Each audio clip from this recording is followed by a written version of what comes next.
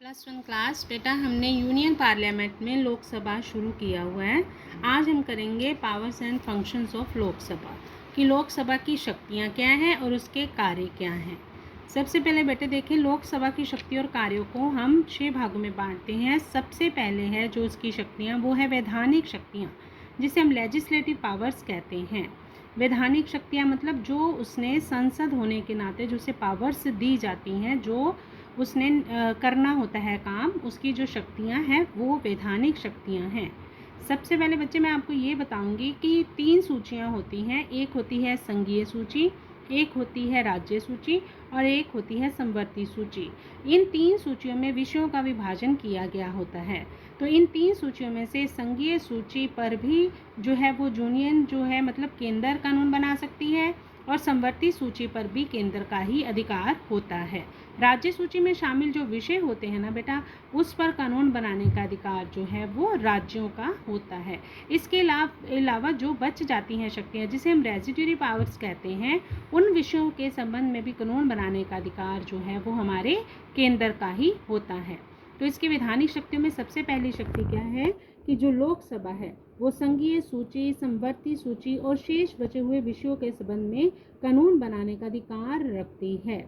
साधारण बिल होता है बेटे और एक होता है धन बिल, वित्त बिल जिसे हम बोलते हैं। साधारण बिल होता है जो किसी से भी रिलेटेड हो सकता है, लेकिन वित्त बिल हमेशा धन से ही रिलेटेड होता है, इसलिए उसे धन बिल भी कहा जाता है।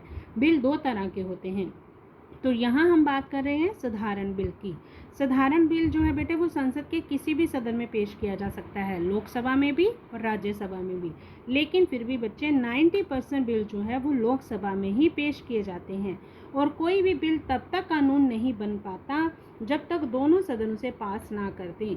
मतलब कानून बनने से पहले कोई भी जो है चीज़ उससे रिलेटेड वो पहले बिल के रूप में आती है सदन में, और जब दोनों सदन उसे पास कर देते हैं तभी वो बिल जाकर कानून का रूप धारण करता है।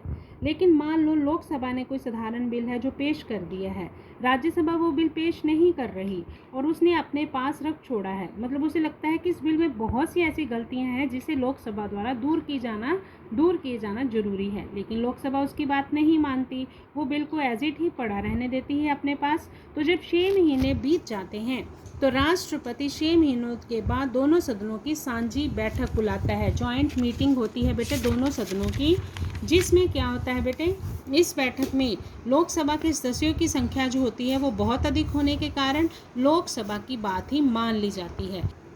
लोकसभा के सदस्यों की संख्या 545 होती है और राज्यसभा के सदस्यों की संख्या 250 होती है।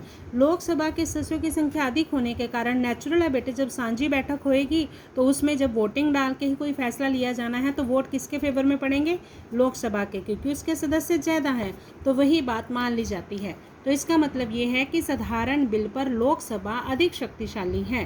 क्यों? क्योंकि अधिक से अधिक राज्यसभा उस बिल को 6 महीने तक रोक सकती है, 6 महीने बाद वो बिल पास होना ही है। तो ये है इसकी वैधानिक शक्तियाँ, किसकी बेटा, लोकसभा की। सेकंड है कार्यकारी शक्तियाँ। कार्यकारी शक्तियाँ होती हैं मंत्रियों से रिलेटेड, एग्जीक्यूटिव पावर्स हैं इसकी। इसमें क्या है कि मंत्री परिषद को लोकसभा के प्रति उत्तरदायी बनाया गया है। क्यों? क्योंकि बेटा हमारे इंडिया में संसदीय सरकार है। संसदीय सरकार में जो कार्यपालिका है वो विधान पालिका के प्रति उत्तरदायी होती है। तो कार्यपालिका है मंत्री परिषद और विधान पालिका में है लोकसभा। इसका अर्थ होता है उत्तरदायी होने का मतलब क्या है कि मंत्री परिषद के सदस्यों को हमेशा लोकसभा के विश्वास की जरूरत होती है और मंत्री परिषद के सदस्यों से जो है लोकसभा के सदस्य कोई भी प्रश्न पूछ सकते हैं और उन क्वेश्चंस का आंसर उन्हें देना ही पड़ता है। यदि लोकसभा मंत्री परिषद के खिलाफ अविश्वास प्रस्ताव पास कर दे तो मंत्रियों को अपना पद छोड़ना पड़ता है।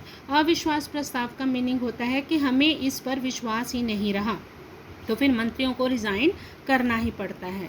यहाँ मैं एक बात और क्लियर करूँगी कि कई बार 2 तरह का मतलब होता है, एक होता है व्यक्तिगत उत्तरदायित्व, एक होता है सामूहिक उत्तरदायित्व, जिसे हम कलेक्टिव कहते हैं रिस्पॉन्सिबिलिटी, और व्यक्तिगत को हम कहते हैं इंडिविजुअल रिस्पॉन्सिबिलिटी।